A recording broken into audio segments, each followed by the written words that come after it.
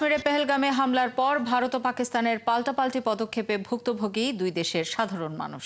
পাকিস্তানিদের ভিসা সুবিধা বাতিল করায় বিপাকে পড়েছে বহু পরিবার। অনিশ্চয়তা দেখা দিয়েছে ভারতে পড়তে যাওয়া পাকিস্তানি শিক্ষার্থীদের ভবিষ্যৎ নিয়েও। লোকসানে পড়েছে কাশ্মীরের পর্যটন নির্ভর অর্থনীতি। সৃষ্টি ঘটকের প্রতিবেদন।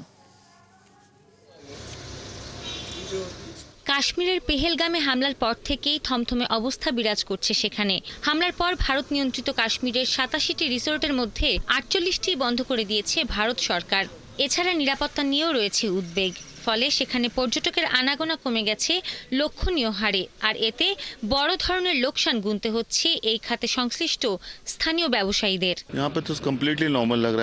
এখানকার হোটেল ব্যবসায়ী, হকার, গাড়ি চালক থেকে শুরু করে ৯০% মানুষের জীবিকা পর্যটন নির্ভর। পর্যটক আসা বন্ধ হয়ে গেলে আমাদের অর্থ উপার্জনের আর কোনো পথ থাকে না। হামলার পর থেকে বড় ধরনের লোকসান গুনছি আমরা। কাশ্মীরে সন্ত্রাসী হামলার মাসুল গুনতে হচ্ছে ভারত পাকিস্তান দুই দেশের সাধারণ মানুষকে। ভারত পাকিস্তানি নাগরিকদের ভিসা সুবিধা বাতিল করে দেয়ায় বিপাকে পড়েছেন বিভিন্ন শ্রেণী পেশার মানুষজন। অনেককেই হতে হয়েছে পরিবার থেকে বিচ্ছিন্ন। স্বামী স্ত্রীর কাছ থেকে, কোলের সন্তান হয়েছে মায়ের কাছ থেকে বিচ্ছিন্ন। তারা আবার কবে এক হতে পারবে তা একেবারেই অনিশ্চিত। আমার স্ত্রী অন্তঃসত্ত্বা, সে একা একা কিভাবে পাকিস্তানে সন্তান জন্ম দেবে? কাশ্মীরের হামলায় আমরা কেন ভুক্তভোগী হব? এটাই তো আমাদের কোনো দোষ নেই।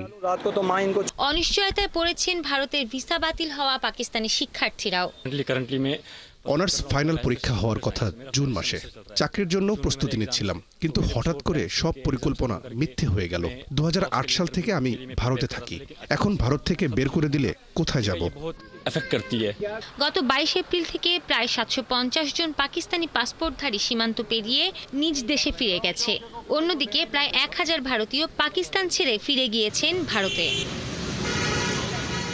সৃষ্টি ঘটক, ৭১।